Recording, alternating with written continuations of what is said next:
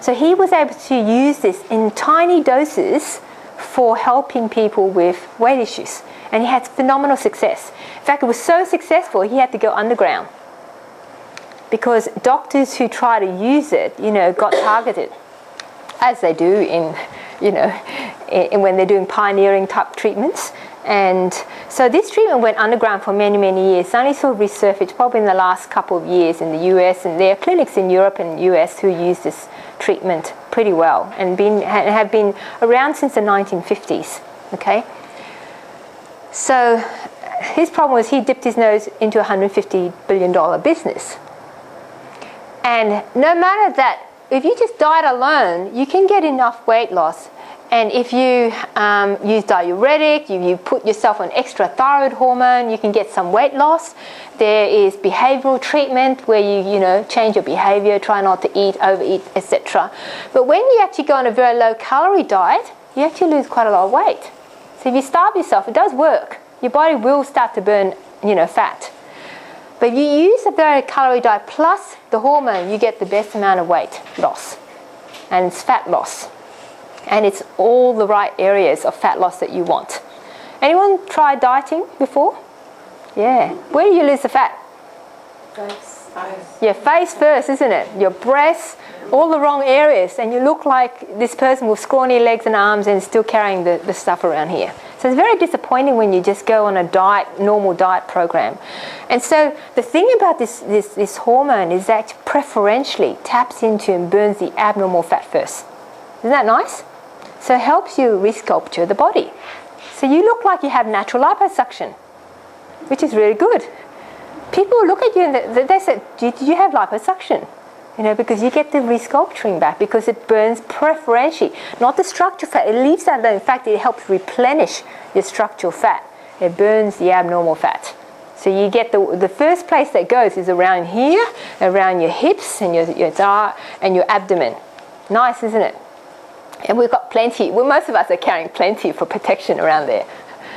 So they found also that when you destroy the hypothalamus, in any way, whether you produce a surgical lesion, you destroy it with an operation, or you damage it in some way, it causes you to become super hungry.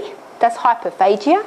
Hyperinsulinemic, so your insulin levels go up and you make yourself very hungry, and it causes obesity in experimental animals. So that's what happens. Here's a normal mice, and then there's someone where they cause a laboratory lesion to the hypothalamus. Increased hunger, decreased growth hormone, rapid weight gain.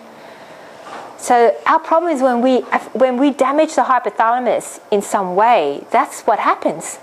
And no matter what we try on the outside, on the behavior, mindset, intention, it doesn't work because our hypothalamus is sick. So that's the problem when you just go on a very low calorie diet. You get all this skin sagging and extra fat hanging, which is not very attractive, is it? That's what happens also when you see people after lap banding.